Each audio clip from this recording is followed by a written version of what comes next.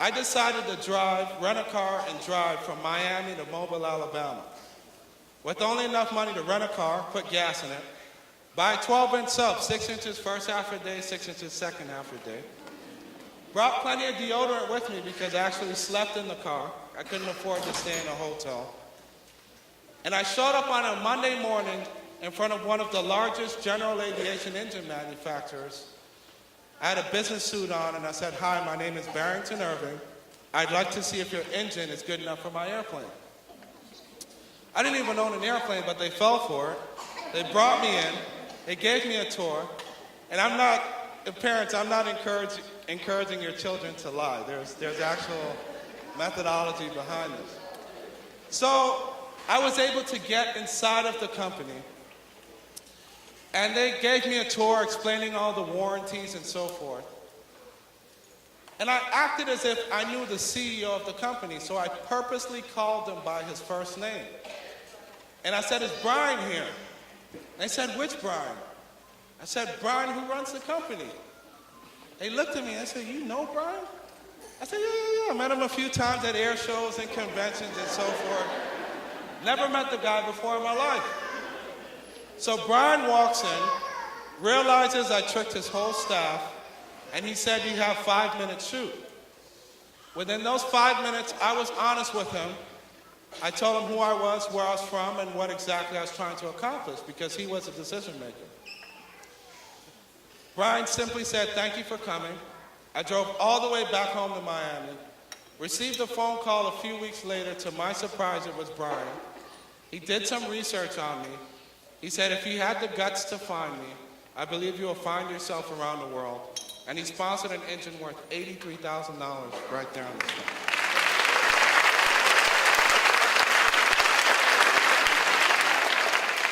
So after receiving the engine, I was then able to get other parts donated, cut the cost of the aircraft from $650,000 down to $350,000, realized there was equity in the airplane, and I got a sponsor to finance it, and then next thing you know, at the age of 20, I was 22, I outsmarted the entire aviation industry in order to get this aircraft. That was just the beginning. Had a few issues. Number one, my airplane had no de-icing capability. Had no capability to break or melt the ice off the wings of the airplane. When you have this much ice on the wings of an airplane, it erodes the airflow over the wings, and eventually your airspeed will slow down and you'll fall out of the sky unless you get into warmer situations. That was one challenge. Another challenge was, imagine sitting the way you're sitting for as long as 12 and a half hours at a time. You can't get up to use the restroom. There's no one else to talk to, and you're dealing with freezing temperatures at higher altitudes.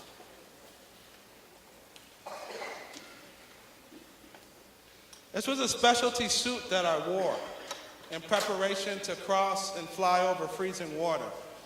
The suit cost $15,000. What this suit is designed to do is, if I had to make an emergency landing over freezing water, this suit will give me about 5 to 7 minutes to get out of the airplane, get out of freezing water, and get myself into a life raft. Because what happens after about 5 minutes in freezing water, your hands become useless. And your next best hope is your teeth. And trying to open a life raft with your teeth is a very difficult thing to do. So we went through training for this. And this was me in Italy. Italy was an amazing experience to learn about history, but also cultural differences. For example, one of my most embarrassing moments during my flight around the world occurred in Italy. I went to an Italian restaurant. They asked me what type of dressing would I like on my salad. I thought I was a genius, and I said Italian dressing. Come to find out, Italian dressing does not exist in Italy. It's just something Americans made up, and we sell it to each other. All right, so the entire restaurant stopped, looked at me, said, "Oh, he's American," and then they kept on eating. In other situations, I don't know if you can see this. This was a very difficult island to fly into. This island is only 1 mile long, 2 mile circumference. It's called Shemya, Alaska. It's the second to last island on the Aleutian chain. You can see the runway is almost as long as the entire island. I had so much icing to deal with. When I landed here, I landed with 12 minutes of fuel left in my tank. Wasn't for the grace of God, I wouldn't have survived that leg. And it was so interesting. After I landed, I opened my cockpit door and I saw this sign. It said McDonald's just ahead 1,500 miles. And it's amazing the different things you see as you fly around the world.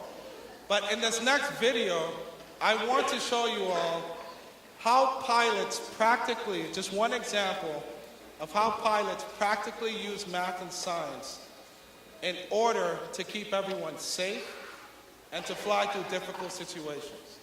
So imagine flying at over 150 miles per hour, landing, you cannot see the runway, zero visibility, mountains around you, and this is where, how many of you all, for the students in the audience, how many of you all can't, just hate decimals, right? Why do you always have to be exact, right? 0.0837, why do you have to always be exact? Okay, a lot of hands. Here's an example of why you have to be exact. Let me know when you see the runway. 200, land 3. Roger.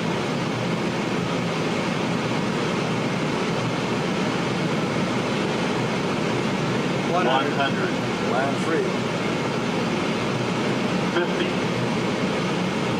30.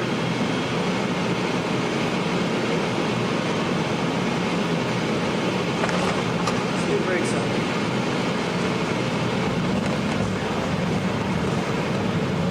Operating.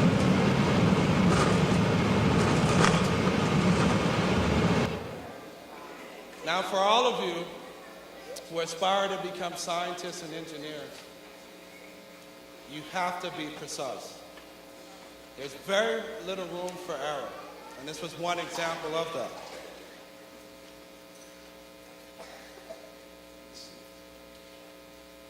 Here, this was me in Egypt. You probably noticed something weird about this picture. I'm sitting on a horse instead of a camel. And the reason for that is that's all I could afford at the time, and I made do with it. One of the most fascinating things in Egypt that was thought-provoking is that till this day, no one knows exactly how the pyramids were built.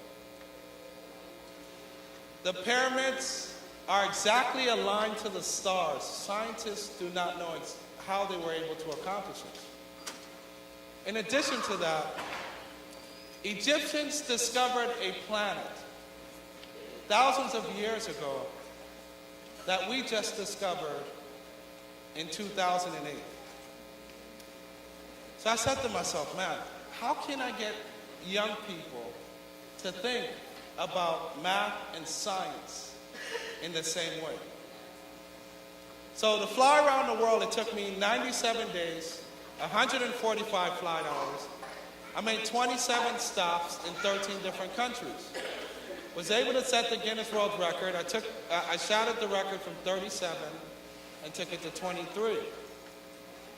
After all of that success, I made the decision that I wanted to get involved in education. And that was a difficult transition. A lot of celebrities wanted me to fly for them. And I said, no, I want to get involved in education because over 300,000 students followed my flight.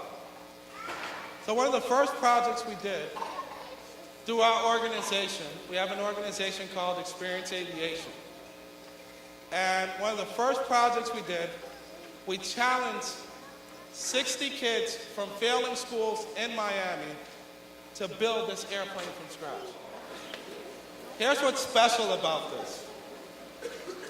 Dr. McFarland and Antoinette didn't bring me here to boast about some of the things we've done in Miami. They brought us here to help 60 students in Lancaster build their own supercar.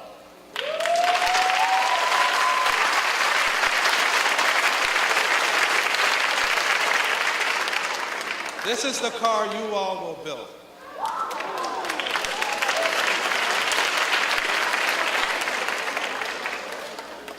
And I know there are multiple sponsors, but one of them I have to thank is Texas Instruments for partnering with us to make this possible.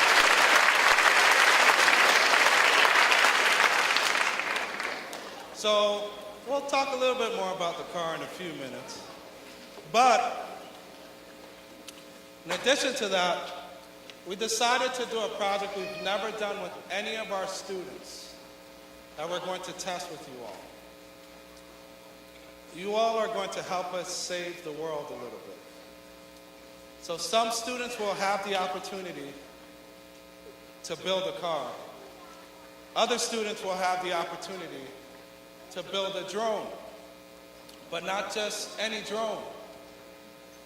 We will build a drone that will then be given to Africa and to the Galapagos to help scientists fight against poachers.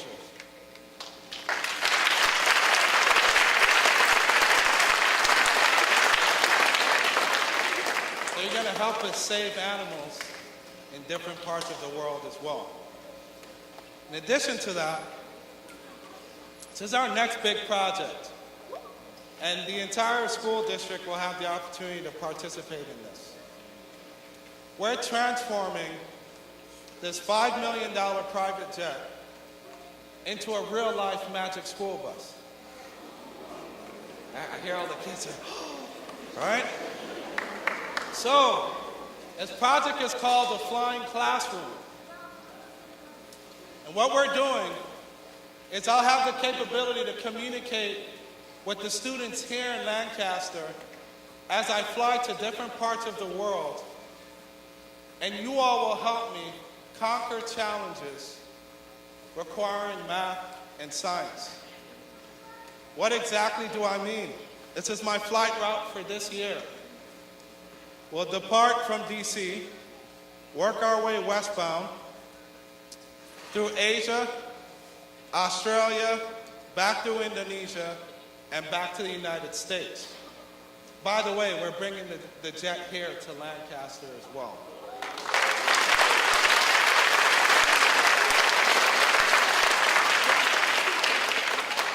So, there are 16 expeditions that I will work with a group of scientists and engineers in different parts of the world. For example, this creature you see here, it's known as the cane toad, one of the most poisonous creatures in the world that lives in this place, Darwin, Australia. It was brought from South America to Darwin, Australia to kill a beetle. Scientists knew it was highly poisonous. This creature will kill anything from an alligator to a human being. However, they are a resilient creature, and scientists didn't realize that their resistance, they now lay 12 million eggs at a time. So how do you practically balance an ecosystem? When we land in Darwin, Australia, our mission is to hunt down these creatures, catch them, freeze them, and we put them in a deep freeze and convert them into fertilizer. All right? That's how we will recycle them. That's one mission. Here's another one. Let's see. This gentleman is known as the bionic chef. You may notice something different about him with his hand. One day he was out hunting for food. His name is Eduardo. He was out hunting for food, saw a dead bear lying on the ground. Thought that was weird, took out his knife. He knew the bear was dead because of the smell. Took out his knife went to touch the beer, 2,400 volts went through his body. Didn't realize the bear was sitting on a down power line. Burned off 4 of his ribs, lost his arm. What saved his life is the electricity when it exited his body. It had 9 different exit points from his body. It was so hot, it burned his skin back together. It cauterized it. He was then able to get up and walk for 3 miles to get help. He didn't bleed to death. He thought his career was over with until someone heard his story, fitted him with a prosthetic limb, but not just any prosthetic limb. His limb has the capability to communicate with his brain the same way your cell phone communicates with Wi-Fi. What he thinks, his hand will do. Now, this is a different field known as biomedical engineering, and we will highlight this as well. Let's see what's the next one. These are some of the prosthetic limbs that he uses. This one uses the same material that could be found in the first airplane that flew around the world in. And that's what this project is about, is introducing cutting-edge careers to young people. Let's see if I get this. How many of you all know what a toxinologist is? Very few hands. How many of you all know someone that has had a heart attack or a heart disease? Okay, everyone knows. This is the individual who works on curing those diseases. He's a good friend of mine. His name is Zoltan Takas. When we land in Koror Palau, our mission is to catch sea snakes, very poisonous creatures, collect their venom, collect their blood, and Zoltan is going to show you exactly how the venom and blood is used to fight against diseases. Outside of plants, our next best bet against these diseases can be found in snake venom and in snake DNA.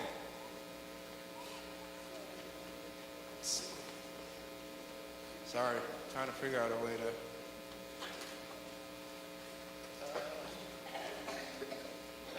Yeah, we'll just click forward. There we go. What about this company?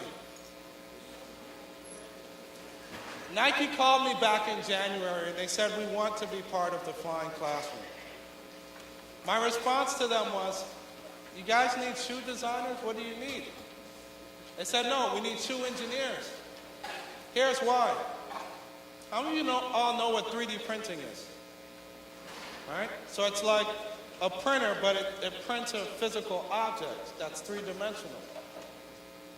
Nike, New Balance, and Adidas have the capability where you can 3D print a brand new pair of shoes from your house and walk out of your house with them. They need shoe engineers to commercialize this process. So we're going to head to Nike's headquarters in Beaverton, Oregon, and show students how this is done. No longer will you have to go to Foot Locker and Athlete's Foot. You'll be able to download a code and print a brand new pair of shoes from your printer at home.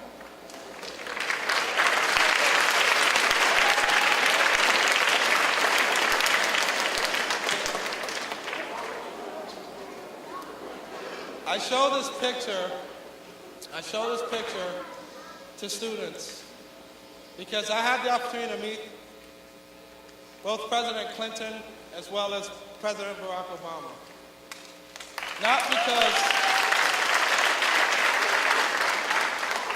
Not because of my athletic ability, but because of STEM, science, technology, engineering, and math. That is why we're here. That is why Dr. McFarland and Antoinette had the vision to bring us here to this district to show every single young person what you can accomplish in math and in science. Remember some of those football players who laughed at me?